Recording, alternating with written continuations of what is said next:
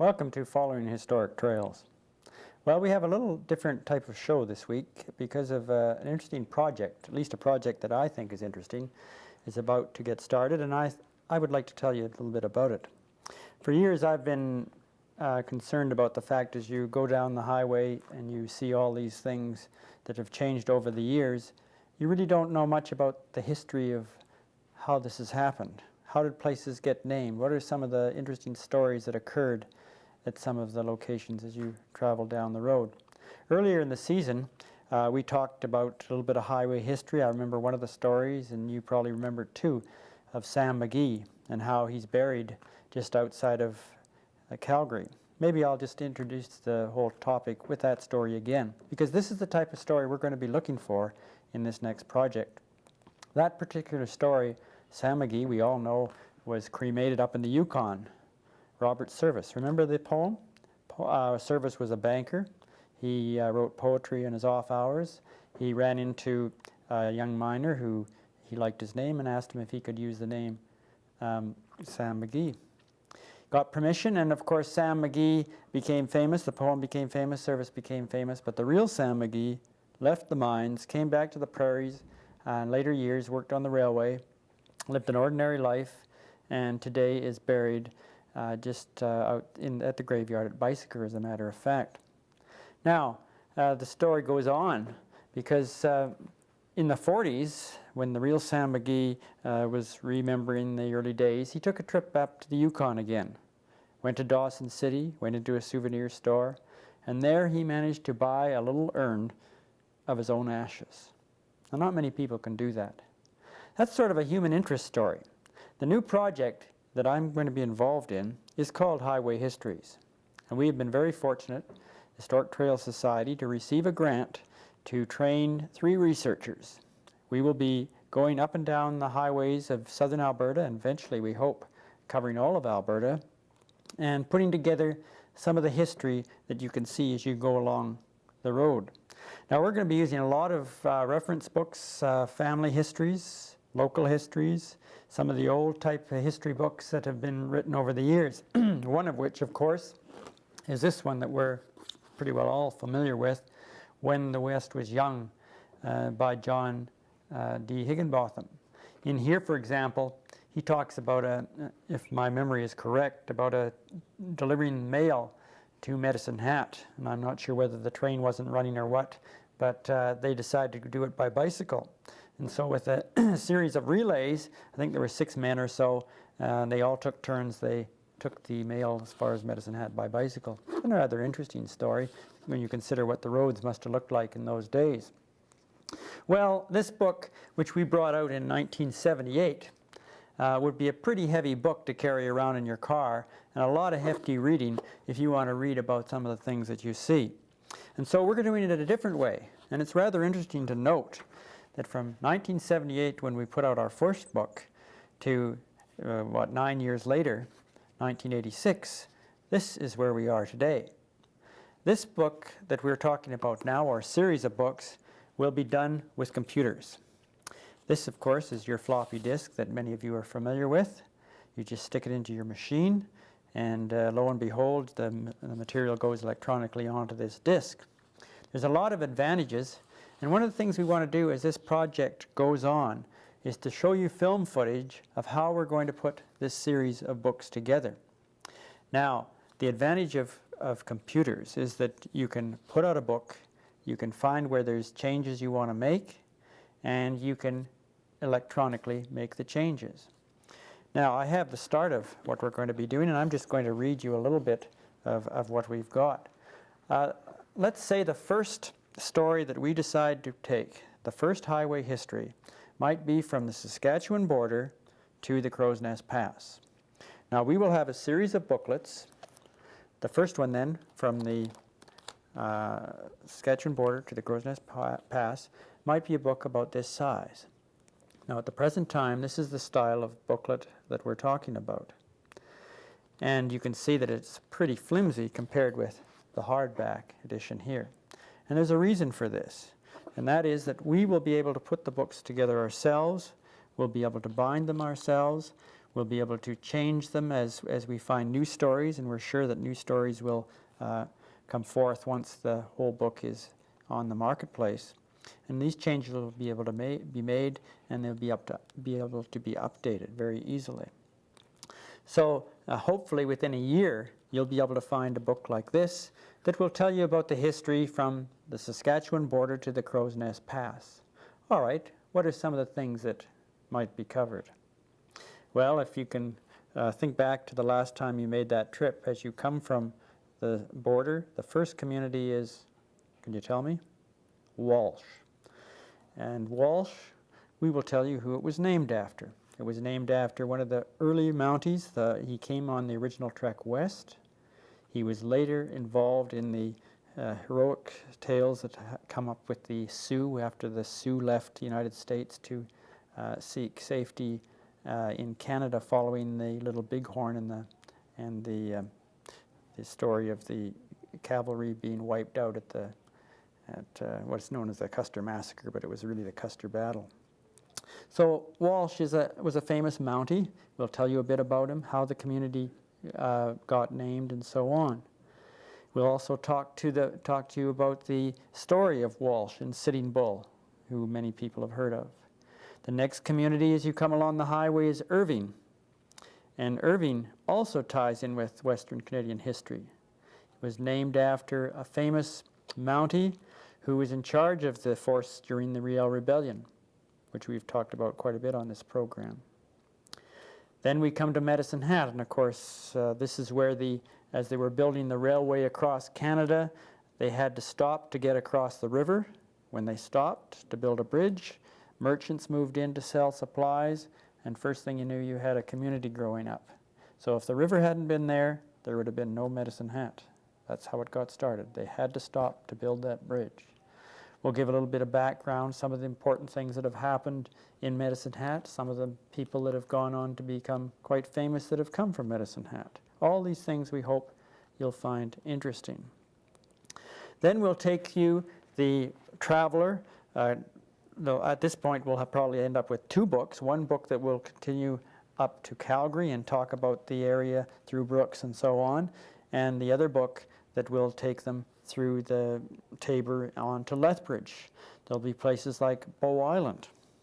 Did you know Kootenai Brown? You've heard of Kootenai Brown? Waterton Lakes? Well, there's a story about Kootenai Brown in Seven Persons area as well.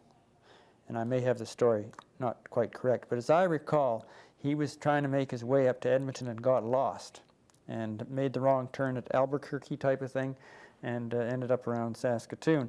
And there was quite a little incident that occurred, I believe, with some Indians in the Seven Persons area. So we'll try to draw all these stories together and make it an interesting trip the next time you go down the road. Then there's Bow Island, Grassy Lake. There's an interesting story. When the Mounties were coming west to get to Fort Whoopop, and we're all familiar with that story, we know that they had an incorrect map. The map that they had was not right because of another story which we'll talk about in another area. They thought they were going to Fort Whoopop, and they ended up at the junction of the Bow and the Belly River, or the Bow and the Old Man, which is just north of Bow Island Grassy Lake area. It's known as the Forks today. When they got there, they found there was no Fort Whoopop. All there was a broken down old log cabin or two, and they were in desperate way because the fall was coming on. There could be an early storm. They had no supplies. They were barefooted pretty well. At night, they had to take the blankets off the Mounties and put them on the horses. Now they've arrived at their destination, and they're lost. And of course, they go from there to the Sweetgrass Hills, which you can see from that area, and down to Fort Benton. So there's a rather interesting story in the Mounties coming west that would tie in with the area around Grassy Lake. In fact, I've heard of late that there's now plans to maybe put a monument at the Forks to commemorate the fact that the Mounties, their story plays a very important part in that area. So then they move on to places like Cranford. How did Cranford get its name? Well, there's stories that it's named after an official with the CPR, for example. These are things we'll try to find out whether it's true or whether it's not true. If it's true, why did this happen? Then you get to the area around Claresholm. Not Claresholm, how about Coaldale? And Coaldale, of course, was named after a house that was in Lethbridge, the original Galt home. It was the first mansion in Lethbridge, located in the river bottom, just next to the number 1 mine. And that's where the early entertaining was done, when the celebrities would arrive in Lethbridge. But when they built the high-level bridge, they had to tear down the home, and it is commemorated now in the fact that the CPR took its name and used it for the new siding just outside of Lethbridge. So Coaldale was named after an early house. Then Coaldale has another interesting story, and that is the fact that the Mennonites moved here between the First and Second World War. There was tremendous upheaval in Russia. The Mennonites, who I believe were landowners, their land was taken away from them, and their way of life was being destroyed, and so they emigrated across to North America. Many of them ended up in southern Alberta, and you had a fairly established Mennonite community growing up in the Coaldale area. Then you move on to Lethbridge and on to Fort Macleod and so on. So what we will be doing is collecting these stories. And we'll be out talking to you out in the field. We'll be going through all the local history books and so on. And as we get the information, it'll be typed into the computer. Now this is the story here, for example, going from, I think it's from Lethbridge to Brooks. All right, following the various locations through there. And as we find information, we will add to it, so that each week we'll be running from the computer for our own use a list of all the information we found during that week. Here, for example, I have Diamond City, and it's a blank. So far, we haven't found anything on Diamond City. But I'm sure you people out there know a lot that we might want to include in this booklet, so we'd like to hear from you. Then we have the next community, Shaughnessy. And Shaughnessy, of course, was named after a friend of Sir Alexander Galt. And the Shaughnessy name ties in with the CPR and so on. Picture Butte, and the name Piami Hill, I believe, comes to mind. An old Indian name for what they now call Picture Butte. And we'll talk to the story, tell you the story of Piami.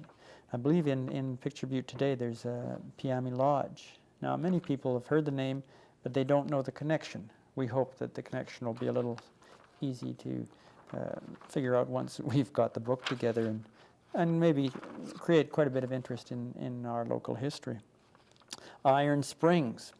Here we've got it was established in 1925. The first business operated here was a Chinese restaurant operated by Sam Singh. All right, maybe somebody knows something about Sam Singh. An interesting story that we could put in this particular highway history. We can tell you, of course, that the Chinese, the Orientals, were brought out here during the building of the CPR in the 1883-85 area to put the railway through the mountains. One of the stories is that the white man just wouldn't do some of these things that they could get the Orientals to do, climb up the rocks, put in the dynamite, and do all this kind of stuff. And they brought a lot of Orientals into the area in order to do some of these tough jobs. Once the railway was finished, they moved out of the area, and they had to find occupations that there wouldn't be a lot of discrimination with. Now, it's not very nice to know, but it is true that one of the reasons the Orientals went into the restaurant business was because they could be their own boss and they didn't have to suffer the discrimination that they would have if they tried to get a job in a big concern. And so you found these little Oriental stores growing up in communities all along the railway and so on. And Sam Singh was from the Iron Springs area. And again, maybe some of you can tell us a story about him. Then we have Turin. And it says here that 1925 it got started, perhaps from an imported Persian stallion, which local farmers brought by putting their money together, okay? Maybe there's an interesting story about that. Why did these people put the money together and buy this horse and so on? And we have nothing yet for Rainier, we have nothing for Bow City, and we have nothing for Brooks. Can you believe it? A place like Brooks and we don't have anything in. But in another few months, we'll have gone through the books, talked to the people, and filled our computer disks and probably many, many other computer disks with this information. Then when we're ready to go to press, we will simply run the material off from the computer, bind it ourselves with the binders that we have available, set up distribution points across the province in the southern area. I assume in various drugstores and so on. In each community you'll find a book available that talks about the history on that particular highway that goes through their community. And there's going to be mistakes. We're going to find that there's some things that we've got in there that maybe should be changed a bit. And the advantage of having it with the computer is that we're not going to run off 6,000 copies of the booklet as we did with When the West Was Young. We're going to just run off enough to get the project started. And as people find new information that we can add, we will simply put it in the computer, and we can change a small part without having to change the whole thing, so that you can add one paragraph, run it off again with your printer, and there it is. Another thing I should maybe point out is that we're going to use illustrations, we hope, that will depict southern Alberta and the history of the area, and this will also be done with computers. And part of our story in this project is to show you people as time progresses how we're doing all this, what type of work is involved in putting this into a computer.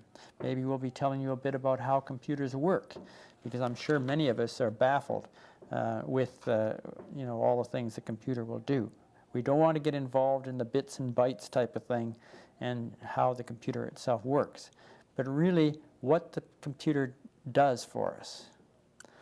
And as I mentioned before, all these sketches, all these things were done using a computer. So it's a marvelous age that we've come to when we can go from the hardback book to the computer-made book in such a short period of time. Well, I think that's a little bit of an introduction, and we'd like to hear from you if you know a story of southern Alberta that you think people would find of interest. And think back to the story of Sam Mcgee and Robert's service. This is the type of story, a human interest story. If you can be of help, please contact us at the Cablevision office. See you next week.